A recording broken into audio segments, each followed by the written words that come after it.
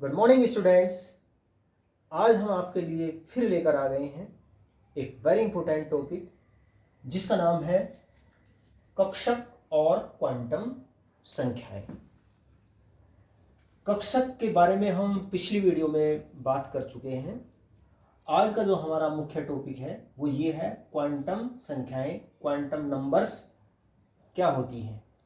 इनको समझने के लिए कक्षक के बारे में थोड़ा पुनः इसका रिवीजन करेंगे। क्या होता है, किसे कहते हैं कक्षक। पिछली वीडियो में मैंने आपको बताया किसे कहते हैं कक्षक।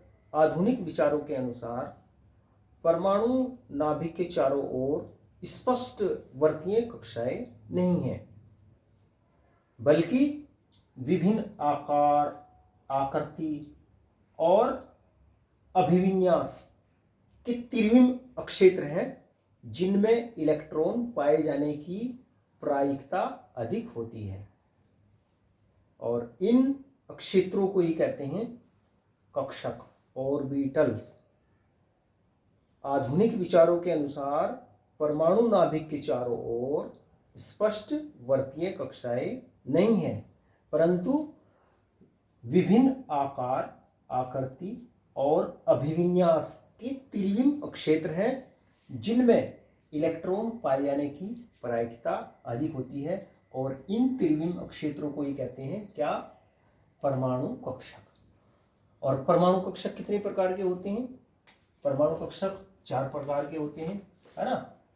एस ऑर्बिटल, एस कक्षक, पी कक्षक, डी कक्षक और एफ कक्षक, है ना।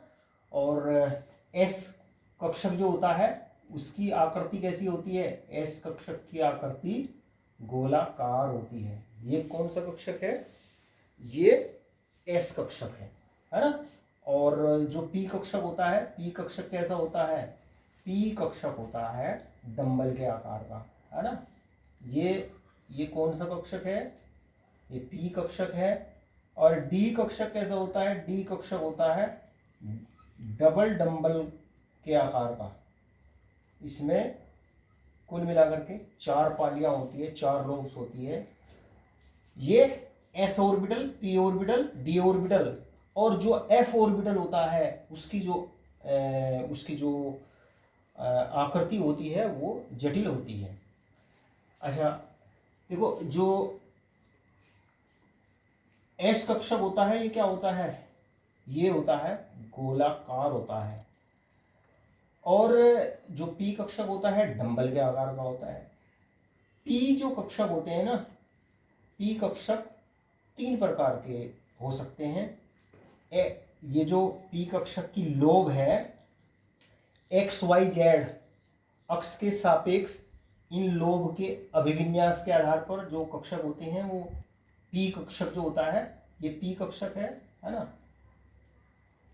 ये क्या है? ये पी ऑर्बिटल है, तो ये है पी कक्षक। एस ऑर्बिटल, ये पी ऑर्बिटल, ये डी ऑर्बिटल, है ना।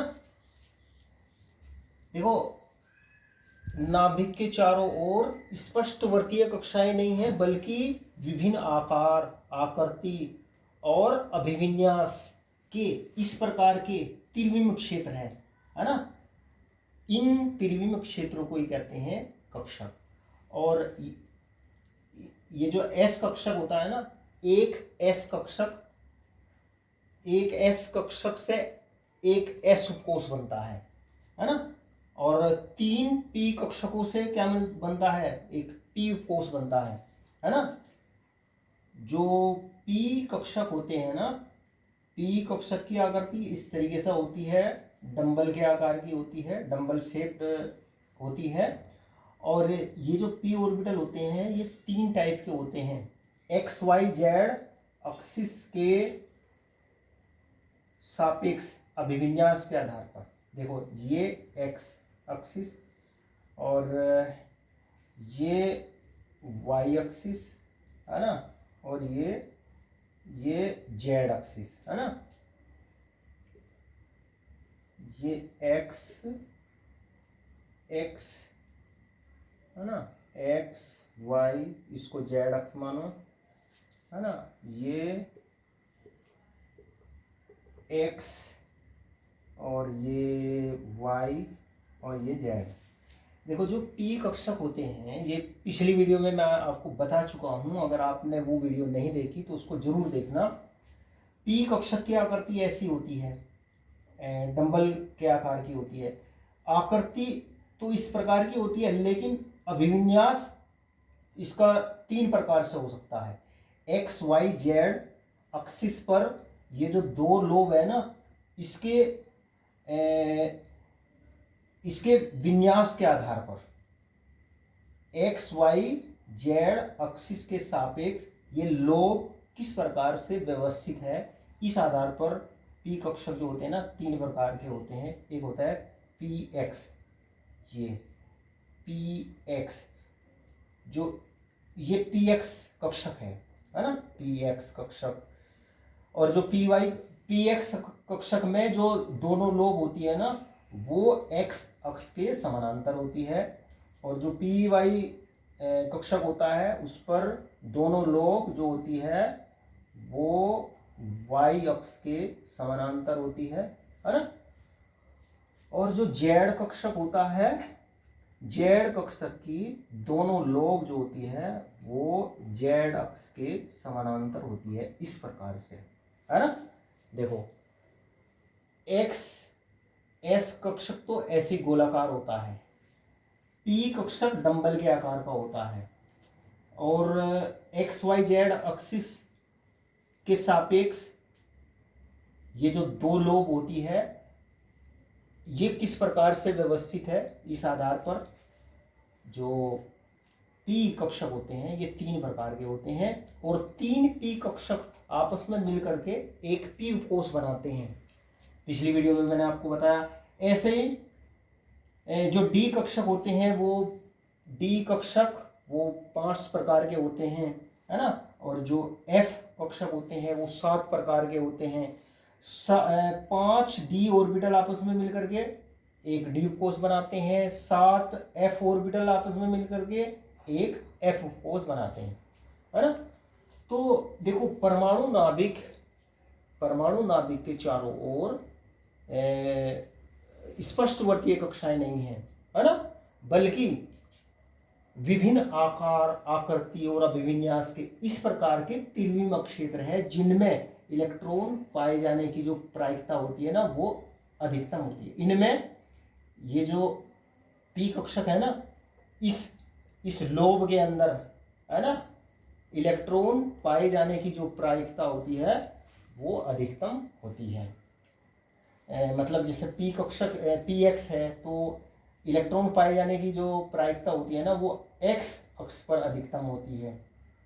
ऐसे ही पी वाई कक्षक में इलेक्ट्रॉन पाए जाने की जो प्रायिकता होती है वो वाई अक्ष पर अधिकतम होती है।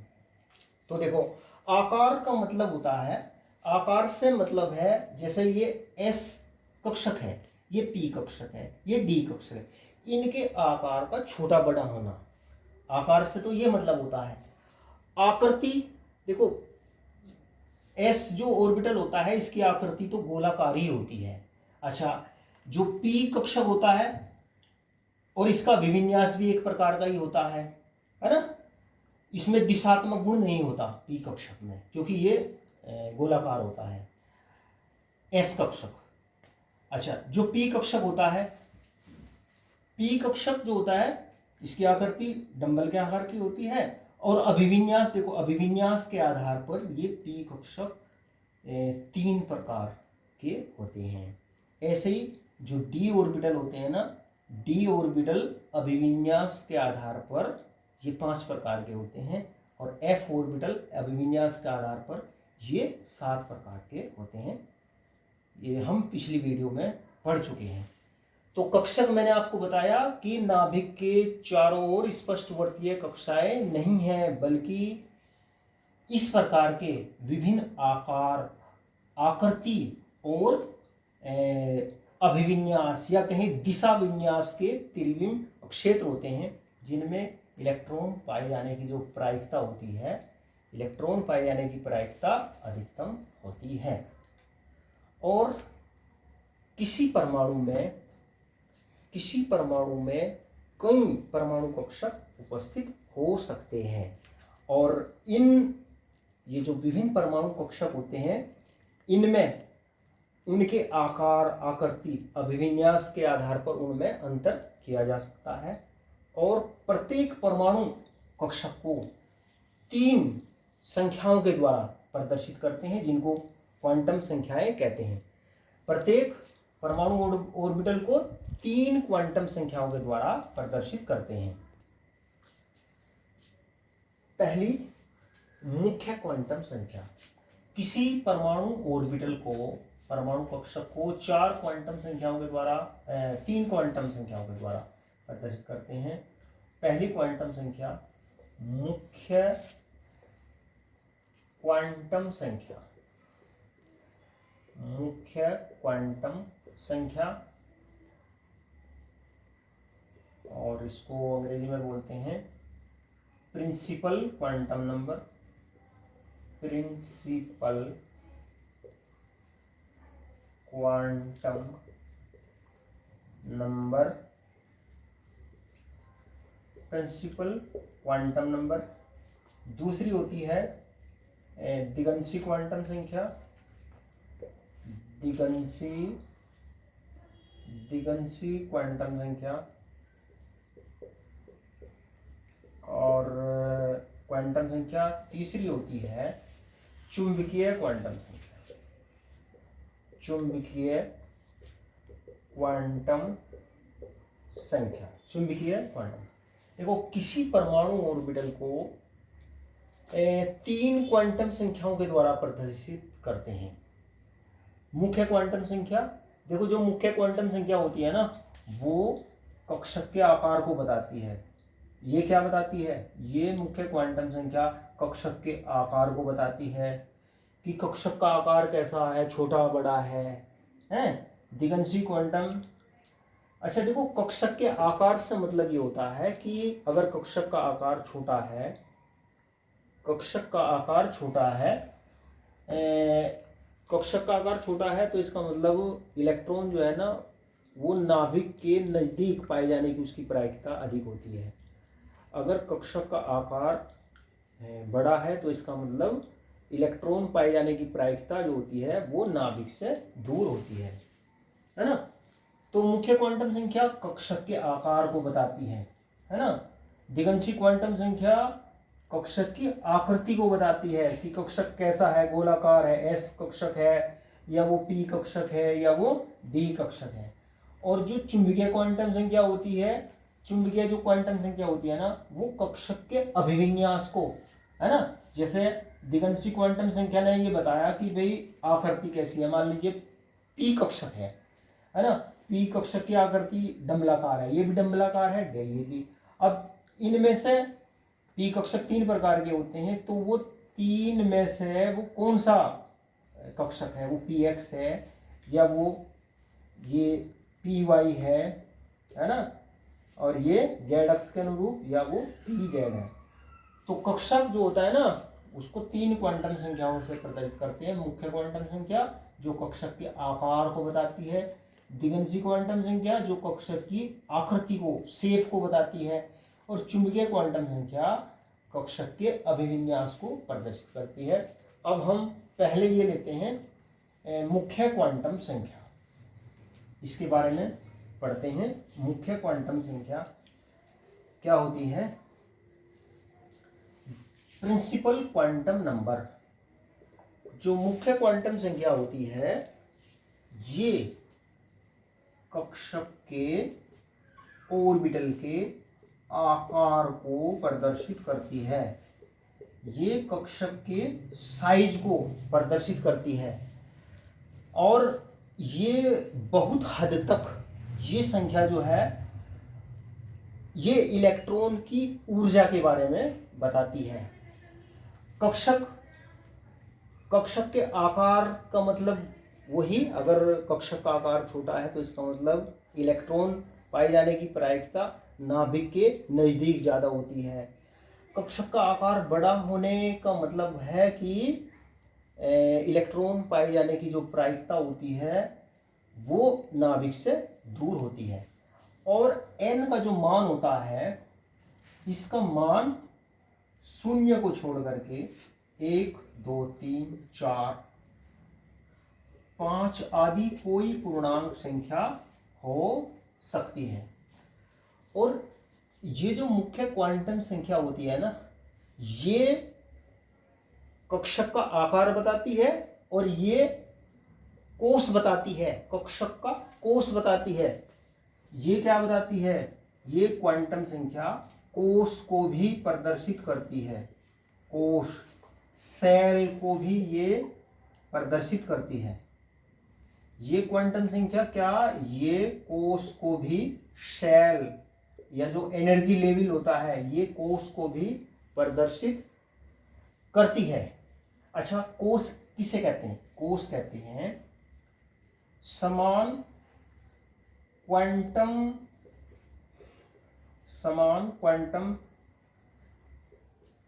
संख्याओं के परमाणु ऑर्बिटलों के समूह को, परमाणु ऑर्बिटलों के समूह को, समान क्वांटम संख्याओं के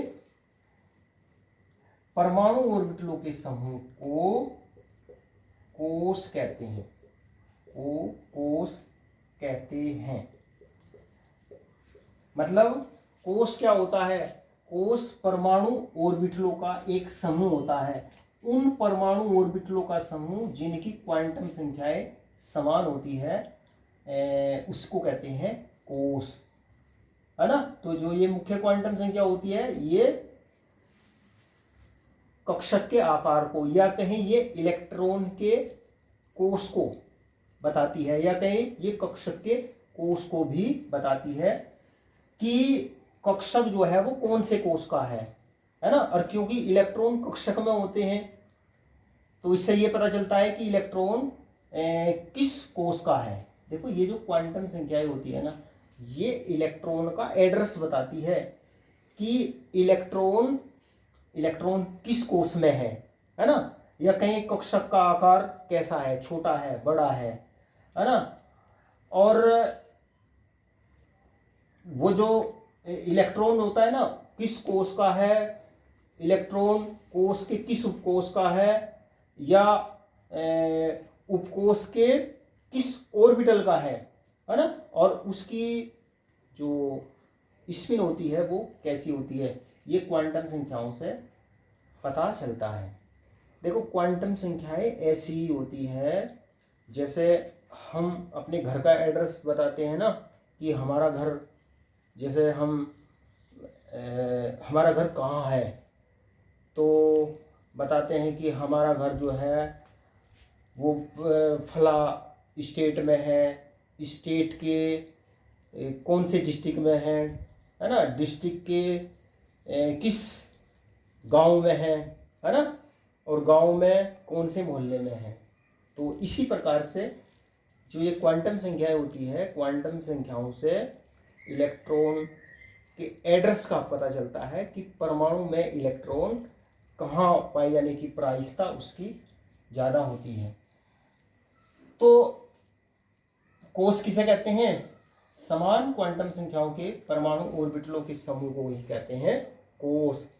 ऐसे परमाणु ऑर्बिटल जिनकी क्वांटम संख्याएं समान होती है, वो आपस में मिलकर के क्या बनाते हैं? वो आपस में मिलकर के बनाते हैं कोष।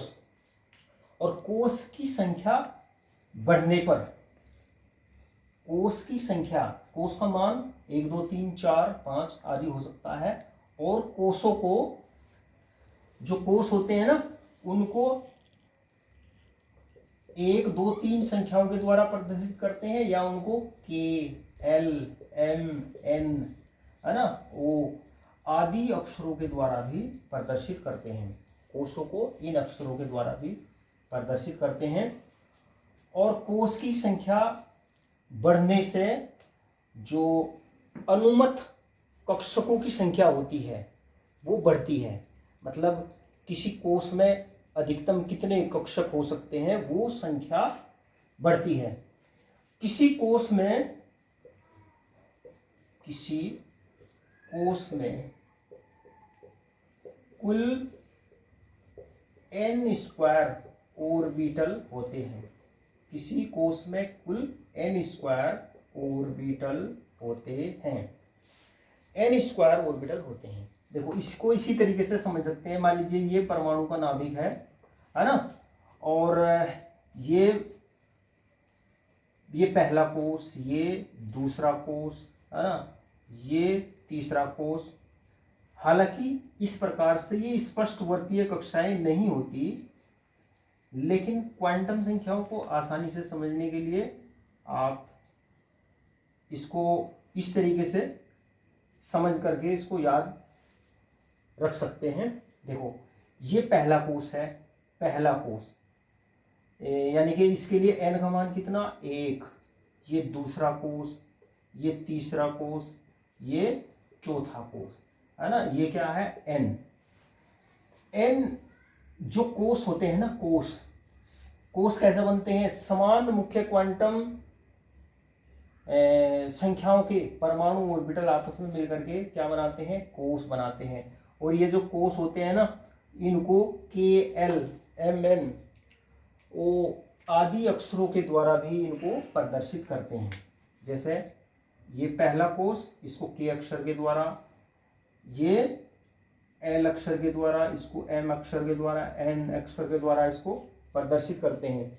और किसी कोश में कुल n स्क्वायर ऑर्बिटल होते हैं। देखो जैसे ये पहला कोश है, पहला कोश n स्क्वायर, मतलब 1 का स्क्वायर करेंगे हम तो 1 आएगा। n का मान हम अगर 2 रखेंगे, 2 स्क्वायर बराबर 4 आएगा। 3 स्क्वायर रखेंगे 9 आएगा। अगर हम 4 लेंगे n का मान तो 4 का स्क्वायर 16 आएगा। तो यानी कि जो पहला कोश होता है ना, देखो ये जो कोश है, कोश बने होते हैं, कोश बने होते हैं उपकोशों से, और उपकोश बने होते हैं ऑर्बिटलों से। तो जो पहला कोश होता है ना, इसमें एक ऑर्बिटल होता है। पहले कोश में एक ऑर्बिटल, दूसरे कोश में कितने ऑर्बिटल होते हैं, 4 ऑर्बिटल होते हैं। तीसरे कोश में 9 ऑर्बिटल होते हैं, और चौथे कोश में ये 16 ऑर्बिटल होते हैं, है ना। और देखो ये जो कोश होते हैं ना, कोश बने होते हैं उपकोशों से, है ना। देखो ये जो पहला कोश है ना, पहला कोश बना हुआ है, इसमें एक उपकोश होता है 1s उपकोश एक s ऑर्बिटल से मिलकर के बनता है। और जो दूसरा कोश होता है, ये बना होता है 2s और 2p से। दूसरे वाला बना होता है 2s 2p से, और तीसरे वाला 3s 3p 3s 3p 3d से बना होता है, और चौथे वाला बना होता है 4s 4p 4d 4f, है ना। ये चीज आप क्वांटम संख्याओं को समझने के लिए ये चीज आपको ध्यान रखनी पड़ेगी, तब चीज आसानी से आपकी समझ में आएगी। देखो ये जो कोश है वो उपकोश से मिल करके बनता है। पहले कोश में एक ही उपकोश होता है, और एक उपकोश में जो पहले कोश का उपकोश होता है वो होता है s उपकोश, उसमें एक ऑर्बिटल होता है। दूसरे कोश में 2s 2p उपकोश होते हैं। तीसरे कोश में 3s 3p 3d उपकोश होते हैं। चौथे में 4s 4p 4d 4f उपकोश होते हैं। और ऑर्बिटल कितने होंगे, देखो इसमें 2 ऑर्बिटल होंगे, एक ऑर्बिटल होगा इसमें, s उपकोश में एक ऑर्बिटल होता है। और इसमें कितने ऑर्बिटल होंगे, s में एक, p उपकोश में 3 ऑर्बिटल। तो कुल मिलाकर के कितने ऑर्बिटल हो गए, 4। ये क्या है, ये है ऑर्बिटलों की संख्या,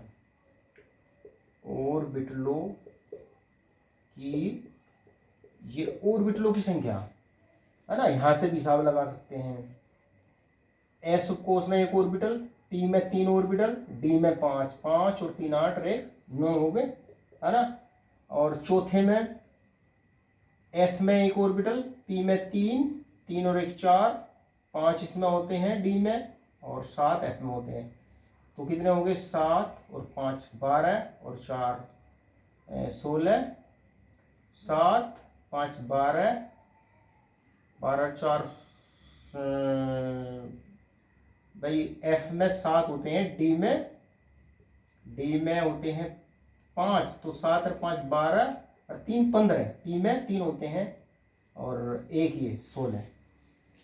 तो देखो जो मुख्य क्वांटम संख्या होती है वो कक्षक के आकार को बताती है। देखो मान लो किसी कक्षक के लिए n का मान, किसी कक्षक के लिए n का मान 3 है, तो इसका मतलब n का मान 3 है, तो n कहाँ है? 1 2 तीसरा, तो इसका मतलब वो तीसरे कोष का कक्षक है। n से हमें पता चल रहा वो तीसरे कोष का कक्षक है। या इससे हमें ये पता चल रहा, अगर मान लो किसी इलेक्ट्रॉन के लिए n का मान 3 है, तो इससे हमें ये पता चलता है कि वो जो इलेक्ट्रॉन है वो तीसरे कोष में है। भाई कक्षक में ही तो इलेक्ट्रॉन होता है ना। तो ये कहें कि वो कक्षक कौन से कोष का है, तो कौन से कोष का कक्षक होगा? वो तीसरे कोष का होगा। या इसको ये कहें कि इलेक्ट्रॉन, अगर एक इलेक्ट्रॉन के लिए n का मान 3 है, तो क्या कहेंगे? भाई इलेक्ट्रॉन जो है वो तीसरे कोष में है। तीसरे कोष में इन 3 कक्षकों, ये जो 3 उपकोष है ना, 3s 3p 3d, इनमें से किसी उपकोष में इलेक्ट्रॉन उपस्थित है। तो जो मुख्य क्वांटम संख्या होती है, इससे क्या पता चलता है? इससे कक्षक के आकार का पता चलता है, या कहे इससे कक्षक के कोष का पता चलता है, या कहें इससे इलेक्ट्रॉन के कोष का पता चलता है। अगर मान लो किसी इलेक्ट्रॉन के लिए n का मान 2 है, तो इसका मतलब इलेक्ट्रॉन कहाँ पर होगा? वो दूसरे सेल में होगा। इलेक्ट्रॉन कहाँ है? दूसरे सेल में है। n का मान 4 है, तो इलेक्ट्रॉन कहाँ होगा? इलेक्ट्रॉन चौथे सेल में होगा। अगर मान लो n का मान 5 है, तो इलेक्ट्रॉन कहाँ होगा? इलेक्ट्रॉन 5वें सेल में होगा, है ना। अगर मैं कहूँ किसी कक्षक के लिए n का मान 5 है, तो इसका क्या मतलब हो गया? इसका मतलब वो कक्षक जो है वो 5वें कोष का है। अगर किसी कक्षक के लिए n का मान 2 है, तो वो कक्षक कौन से कोष का होगा? दूसरे कोष का होगा। तो जो मुख्य क्वांटम संख्या होती है उससे कक्षक के आकार का पता चलता है।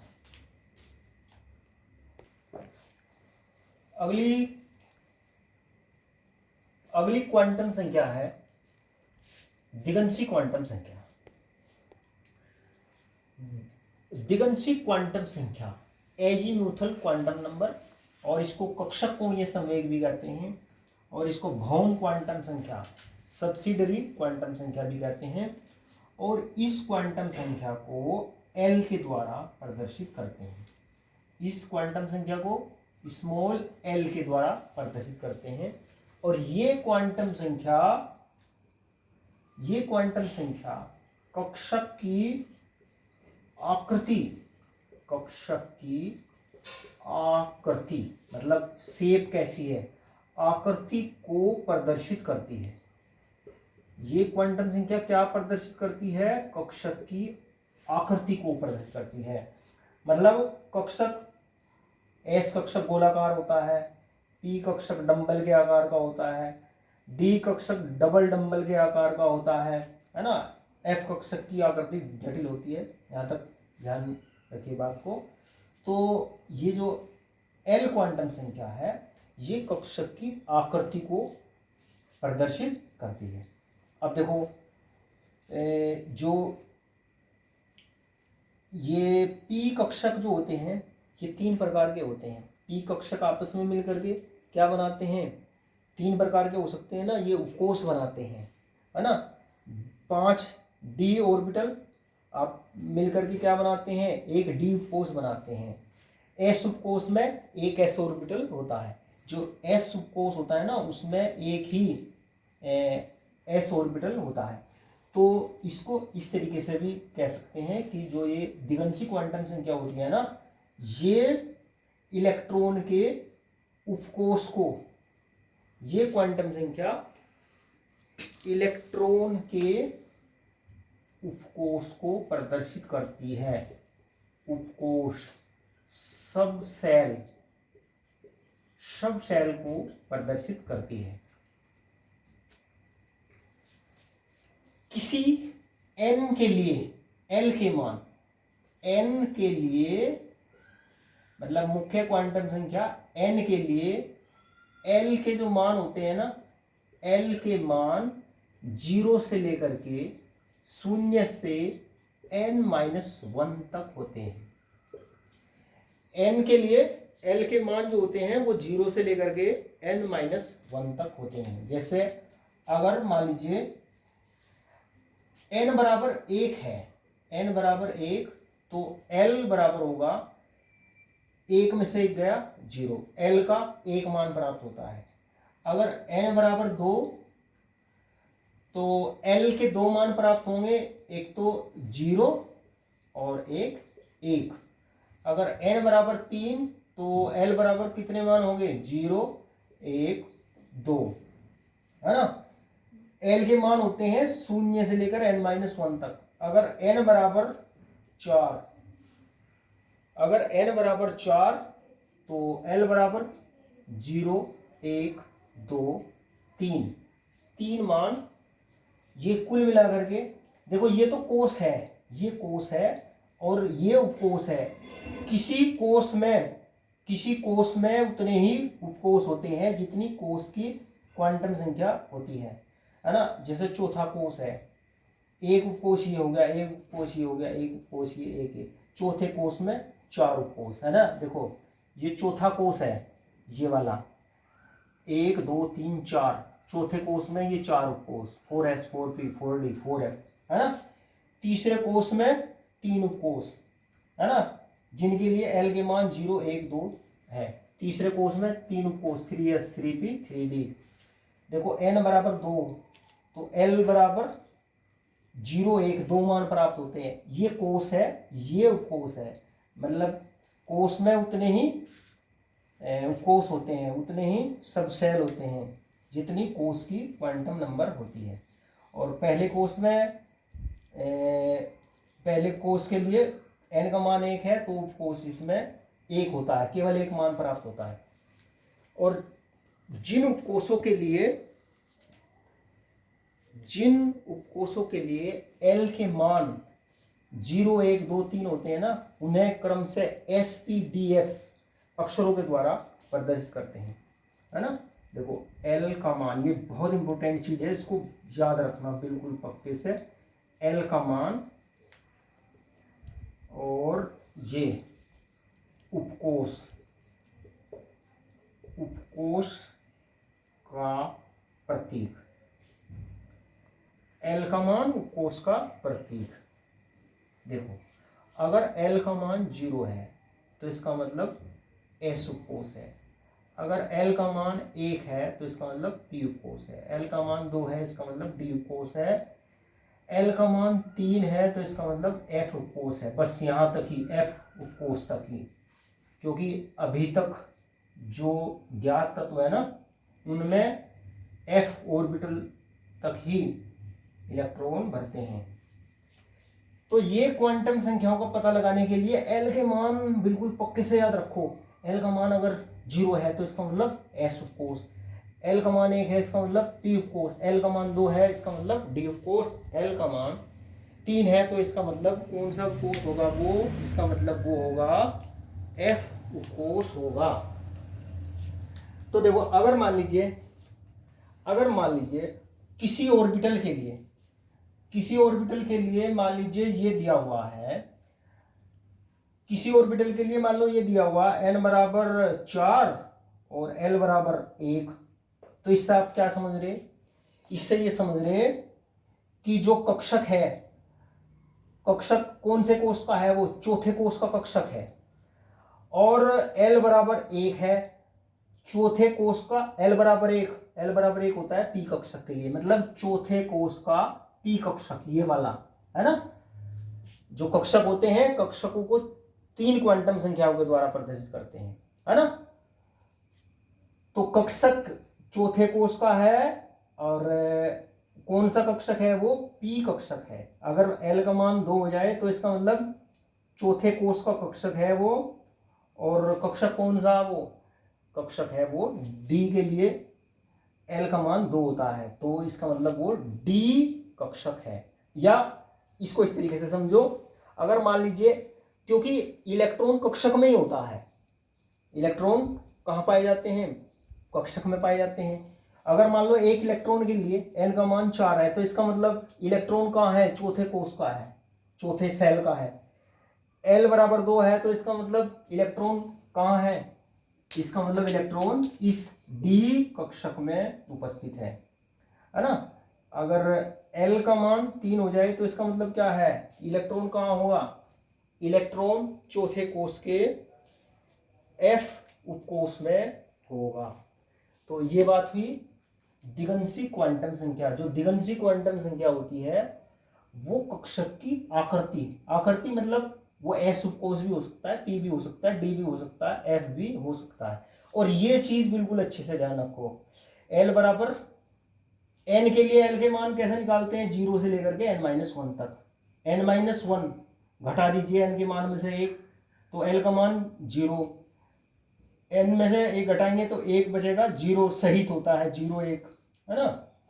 n बराबर 3, तो एल के मान होंगे 0 1 2, ठीक है ना। और जिनके लिए, जिन उपकोष के लिए एल का मान 0 होता है वो होता है एस उपकोष। पी उपकोष के लिए एल का मान 1 होता है, और अगर एल बराबर 2 है तो डी उपकोष, अगर एल बराबर 3 है तो वो एफ उपकोष होता है। अब देखते हैं अगली क्वांटम संख्या। तीसरी क्वांटम संख्या आपकी है चुंबकीय क्वांटम संख्या, मैग्नेटिक क्वांटम नंबर। तीसरी क्वांटम संख्या है चुंबकीय क्वांटम संख्या। अगली क्वांटम संख्या चुंबकीय क्वांटम संख्या, मैग्नेटिक क्वांटम नंबर। इसको m या इसको ml के द्वारा प्रदर्शित करते हैं। इस क्वांटम संख्या को क्या स्मॉल m या इसको ml के द्वारा प्रदर्शित करते हैं। ये जो क्वांटम संख्या है चुंबकीय क्वांटम संख्या ml, ये कक्षक के अभिविन्यास को, ओरिएंटेशन, कक्षक के अभिविन्यास को प्रदर्शित करती है। ये क्वांटम संख्या क्या प्रदर्शित करती है, कक्षक के अभिविन्यास को प्रदर्शित करती है ना। जैसे देखो ये पी कक्षक है ना, ये पी कक्षक है, लेकिन जो पी कक्षक होते हैं ना ये 3 प्रकार के हो सकते हैं। एक मैंने आपको बताया था जिसकी लोब एक्स अक्ष के समानांतर होती है, दोनों लोब अगर एक्स अक्ष के समानांतर है तो ये पी एक्स कक्षक है ना, वाई अक्ष के समानांतर है तो ये पी वाई कक्षक, और ये जेड अक्ष के समानांतर है तो ये जेड पी जेड कक्षक। तो देखो अभिविन्यास अलग अलग हो गए ना, आकृति तो एक जैसी है मतलब, और ये 3 ऑर्बिटल आपस में मिलकर के एक पी कोष बनाते हैं। आकृति तो कक्षक की एक जैसी है, लेकिन मतलब डंबल शेप है, लेकिन इनके जो अभिविन्यास है ना वो अलग अलग हैं। तो जो चुंबकीय क्वांटम संख्या होती है ये कक्षक के अभिविन्यास को प्रदर्शित करती है, और किसी एल के लिए, किसी एल के लिए एम के जो मान होते हैं ना, एल के लिए एम के मान प्लस एल से माइनस एल तक होते हैं, शून्य सहित प्लस एल से माइनस एल तक शून्य सहित होते हैं। देखो जैसे मान लो एल बराबर 0 है तो m का मान भी 0 होगा। अगर l बराबर 1 है L बराबर ये S उपकोष है, ये P उपकोष है। S उपकोष में m का एक मान प्राप्त होता है, मतलब ये S उपकोष में एक ऑर्बिटल होता है। अगर L बराबर 1 तो m के कितने मान प्राप्त होंगे, m के 3 मान प्राप्त होते हैं, +1 0 -1। अगर L बराबर 2 है तो m के मान ml, सॉरी ये ml के द्वारा प्रदर्शित कर रहे हैं ना, m या ml के द्वारा, तो ये ml है ना, ये ml, तो ये बराबर हो गए, इसके मान होंगे +2 +1 0 -1 -2। और अगर L बराबर 3 है ना तो ml मतलब चुंबकीय क्वांटम संख्या जो ऑर्बिटल के अभिविन्यास को प्रदर्शित करती है, इसके कुल मिलाकर के ये मान प्राप्त होते हैं +3 +2 +1 0 -1 -2 -3, है ना। अगर देखो ये जो L के मान है, L के मान उपकोष को प्रदर्शित करते हैं, है ना, उपकोष को प्रदर्शित करते हैं या कहीं कक्षक की आकृति को ये प्रदर्शित करते हैं। अब देखो ये S कक्षक है, S कक्षक का जो चुंबकीय क्वांटम संख्या, इसका जो अभिविन्यास होता है वो केवल 1 होता है, मतलब जो S उपकोष जो होता है ना उसमें एक ही ऑर्बिटल होता है, एक मान प्राप्त होता है। देखो ये P उपकोष है, P उपकोष है, P उपकोष में 3 मान प्राप्त होते हैं m के। L क्या होता है, L जो होता है ये कक्षक की आकृति को प्रदर्शित करता है।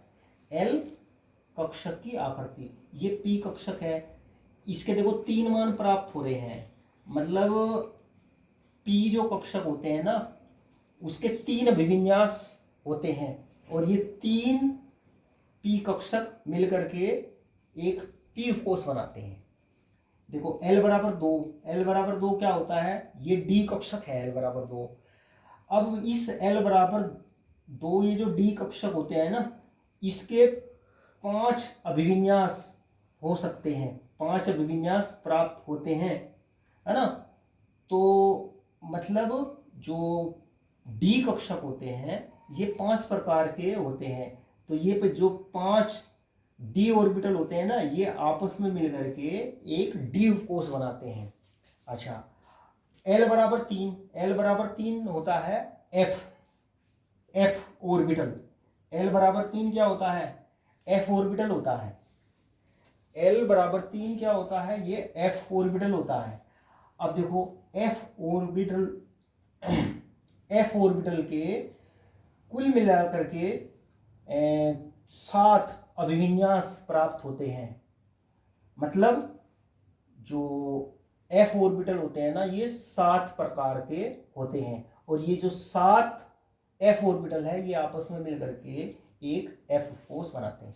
देखो ये 7 F ऑर्बिटल मिलकर के एक F उपकोष बनाते हैं, ये 5 D ऑर्बिटल आपस में मिलकर के एक D उपकोष बनाते हैं, 3 P ऑर्बिटल आपस में मिलकर के एक P उपकोष बनाते हैं, एक S ऑर्बिटल आपस में मिलकर के एक S उपकोष बनाता है। और देखो समझने के लिए ये जो ऑर्बिटल है ना इनको अगर हम इनको इस प्रकार से बॉक्स के रूप में प्रदर्शित करें, ये है ना, ये एक S ऑर्बिटल, और देखो ये 3 ऑर्बिटल है, 3 ऑर्बिटल मिलकर के ये बनाते हैं P उपकोष। ये 3 ऑर्बिटल आपस में मिलकर के P उपकोष, ये क्या है S उपकोष, ये S उपकोष, ये क्या है P उपकोष, है ना। और देखो ये एक P उपकोष हो गया, और ये ऑर्बिटल है उसके, मान लो ये Px है, ये Px, ये पी वाई, ये पी जेड, है ना। देखो पी एक्स के लिए एम का जो मान है वो +1, पी वाई के लिए 0, पी जेड के लिए -1 होता है। अच्छा, ऐसे ही अगर हम बनाए डी उपकोष, डी उपकोष में कितने ऑर्बिटल बनाएंगे हम? ऑर्बिटल को एक बॉक्स के द्वारा प्रदर्शित करते हैं। ये क्या है? ये है डी उपकोष, सब सेल या सब लेवल बोलते हैं, है ना। देखो पहले वाले के लिए पहला जो ऑर्बिटल है उसके लिए ml का मान +2, दूसरे के लिए +1, तीसरे के लिए 0, फिर -1, इसके लिए -2 होता है ना।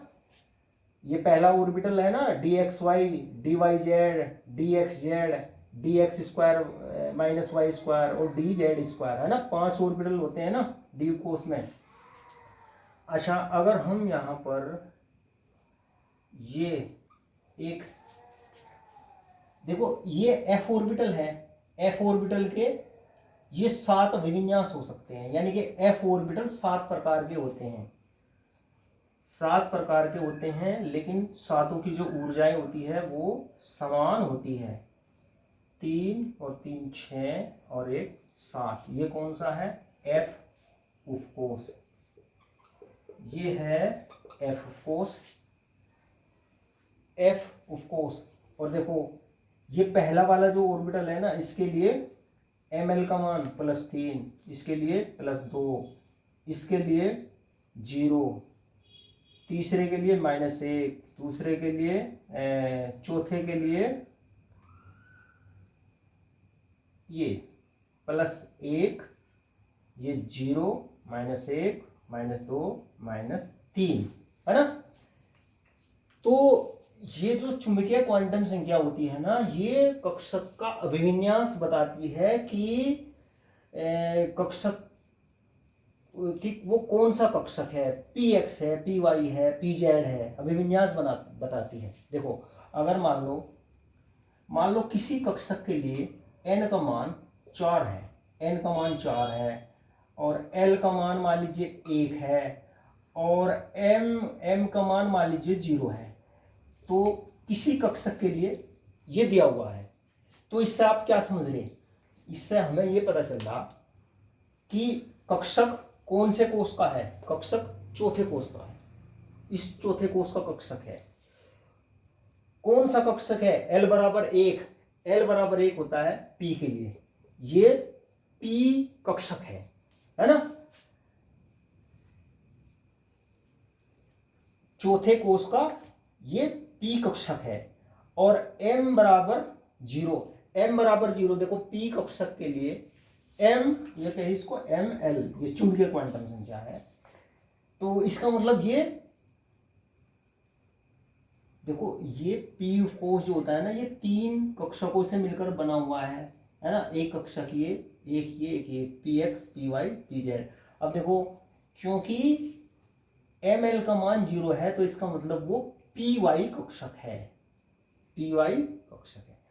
अच्छा, अगर हम इसको इस तरीके से कहें, भाई एक इलेक्ट्रॉन के लिए n का मान 4 है, इलेक्ट्रॉन के लिए l का मान 1 है, ml का मान 0, तो इससे आपको क्या पता चल रहा? इससे हमें ये पता चल रहा कि जो इलेक्ट्रॉन है वो चौथे कोष में है, l = 1 है, चौथे कोष का l = 1 होता है p कोष, चौथे कोष का वो p कोष में है।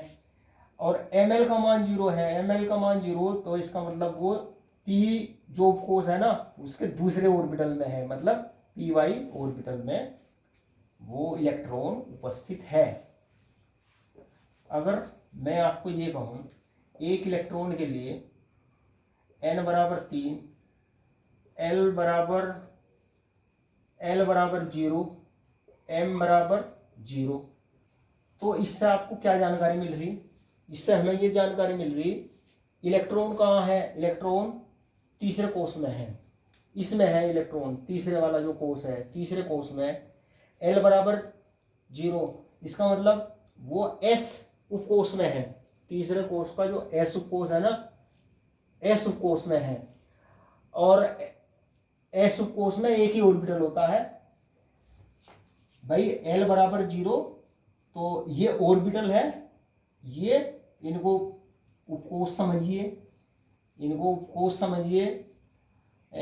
तो उपकोष में एक ऑर्बिटल होता है, एस उपकोष में एक ऑर्बिटल होता है।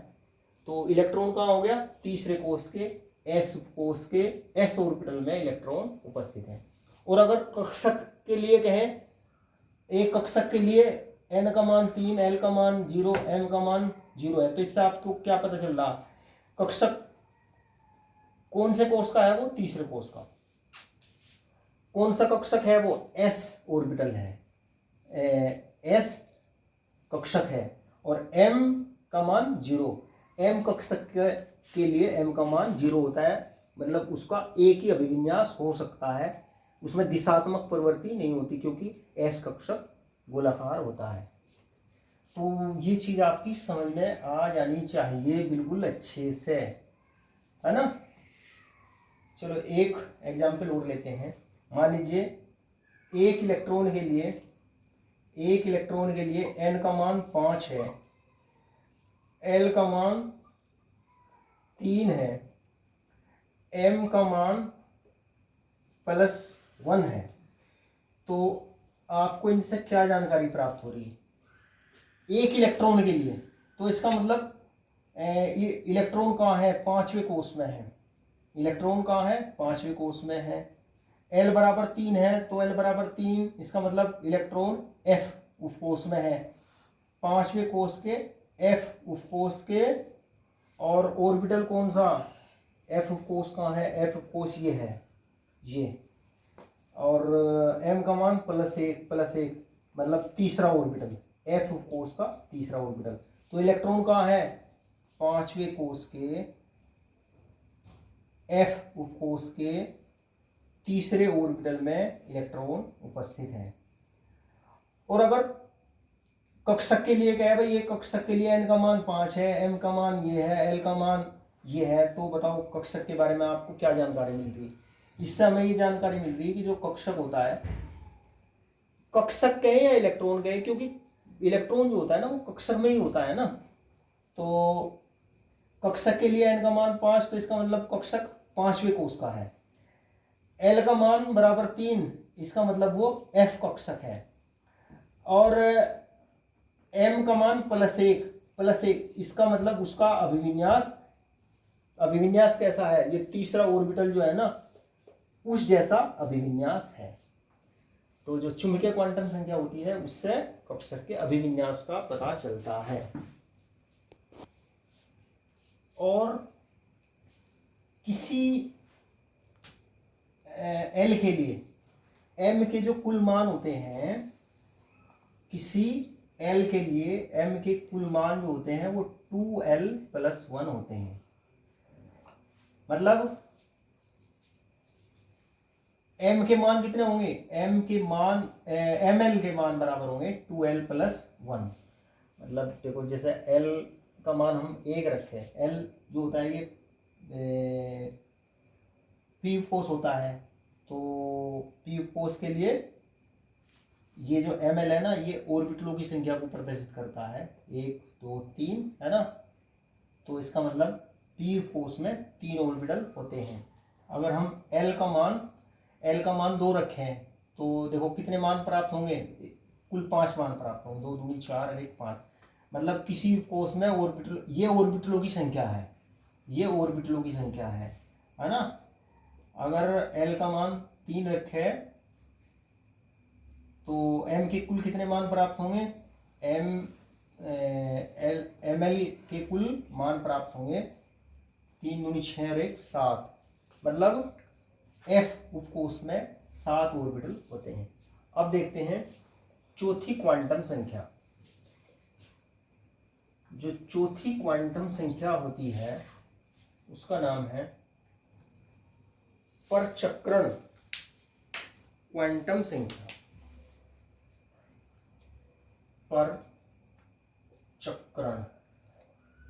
परचक्रण या इसको बोलते हैं स्पिन क्वांटम संख्या। क्वांटम संख्या।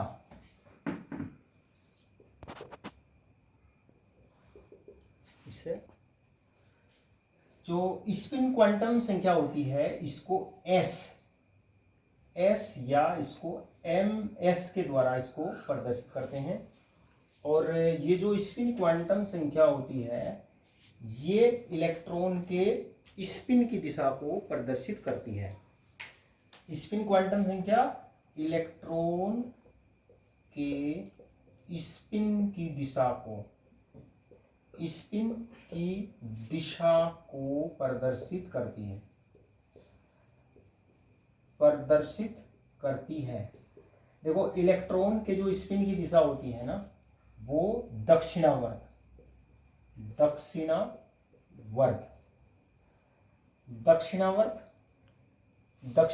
हो सकती है क्लॉकवाइज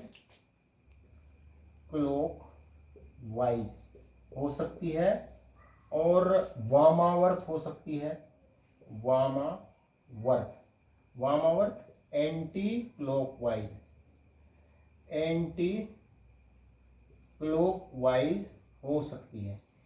देखो जो इलेक्ट्रॉन के स्पिन की दिशा अगर क्लॉकवाइज है तो इसको एस के द्वारा प्रदर्शित करते हैं या एमएस के द्वारा। तो एस को लिखते हैं +½ के द्वारा प्रदर्शित करते हैं, है ना। और या इसकी स्पिन अप रखते हैं।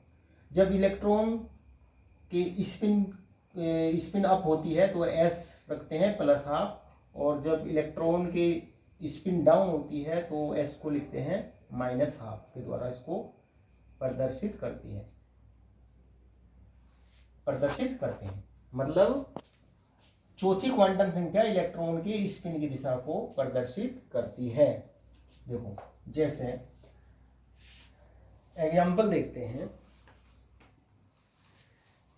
देखो अगर मान लो किसी इलेक्ट्रॉन के लिए n का मान 4, l का मान 1 या l का मान 1 ही मान लीजिए, ml का मान -1 और s का मान +½ ये दे रखा। तो इससे आप क्या समझ रहे हैं? अच्छा ये देखो ये क्या है, ये p कोश है, ये ऑर्बिटल है। एक ऑर्बिटल में हमें पता अधिकतम 2 इलेक्ट्रॉन आ सकते हैं। एक ऑर्बिटल में अधिकतम कितने इलेक्ट्रॉन आ सकते हैं? 2 इलेक्ट्रॉन। एक की स्पिन अप दूसरे की डाउन, अधिकतम 2 इलेक्ट्रॉन, है ना। ऐसे प्रत्येक ऑर्बिटल में, प्रत्येक जो खाना है ना ये एक ऑर्बिटल को प्रदर्शित कर रहा है, तो प्रत्येक ऑर्बिटल में अधिकतम 2 इलेक्ट्रॉन आ सकते हैं। एक की स्पिन अप एक की स्पिन डाउन। तो देखो मान लो किसी इलेक्ट्रॉन के लिए ये दे रखा कि एक इलेक्ट्रॉन के लिए चारों क्वांटम संख्याओं के मान ये दे रखे। इससे आपको क्या पता चल रहा? इससे हमें ये पता चल रहा कि इलेक्ट्रॉन कहाँ है? चौथे कोष में है। n = 4 चौथे कोष में है। l = 1 मतलब चौथे कोष के p कोष में है। और p कोष 3 ऑर्बिटलों से मिलकर बना होता है। देखो ये p कोष है ना, देखो ये s कोष, ये p कोष, ये b कोष, ये f कोष। तो l बराबर तो p कोष में है और ml का मान माइनस है, तो मतलब ये माइनस इलेक्ट्रॉन जो है वो ये तीसरे ऑर्बिटल में है और उसकी स्पिन डाउन है। मतलब ये वाला वो इलेक्ट्रॉन है जिसके लिए चारों क्वांटम संख्याएं स्पिन अप है, सॉरी प्लस है ना, स्पिन अप है। तो ये वाला वो इलेक्ट्रॉन है जिसके लिए चारों क्वांटम संख्याएं दी हुई है। अगर मैं ये लिखूं तो इसका मतलब इलेक्ट्रॉन कौन सा? इलेक्ट्रॉन वो ये वाला इलेक्ट्रॉन है ना। अगर मान लो ml का मान 0 है तो इससे क्या पता चल रहा? इलेक्ट्रॉन कहाँ है? चौथे कोष में, p कोष में। l का मान 1 है ना, तो p कोष। अब देखेंगे कौन सा ऑर्बिटल है? ये वाला ऑर्बिटल है ना। ये इन ऑर्बिटलों को अलग अलग बॉक्स के द्वारा प्रदर्शित कर दिया। तो इलेक्ट्रॉन कहाँ है? इस py में है और अभिविन्यास के इसकी जो स्पिन है वो क्या है, स्पिन इसकी डाउन है। तो इस प्रकार से ये जो क्वांटम संख्याएं हैं, क्वांटम संख्याओं से परमाणु में इलेक्ट्रॉन की ऊर्जा और स्थिति का वर्णन किया जाता है कि परमाणु में इलेक्ट्रॉन किस कक्षक में है ना, उसका अभिविन्यास कैसे है, कैसा अभिविन्यास है कक्षक का, और इलेक्ट्रॉन की जो स्पिन है वो किस प्रकार से है, स्पिन अप है कि स्पिन डाउन है ना। तो इस प्रकार से ये चारों क्वांटम संख्याएं मैंने आपको बताई, है ना।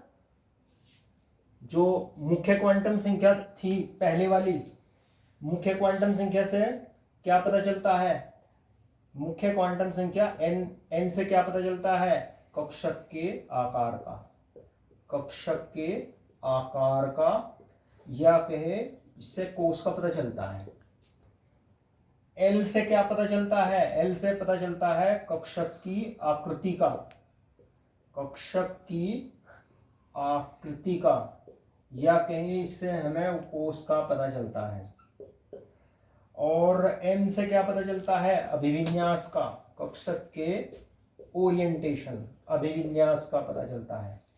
3 से तो हमें कक्षक का पता चलता है, और चौथे से हमें इलेक्ट्रॉन की स्पिन का भी पता चलता है कि इलेक्ट्रॉन के स्पिन की दिशा इस प्रकार से है। तो प्यारे विद्यार्थियों, आज हमने बहुत ही इम्पोर्टेंट टॉपिक पढ़ा, क्वांटम संख्याएं। तो आज की वीडियो में इतना ही। वीडियो अच्छा लगे तो लाइक करना, शेयर करना, चैनल को सब्सक्राइब करना। चैनल का नाम chemistry bye Ashok Kumar. Thank you, नमस्कार।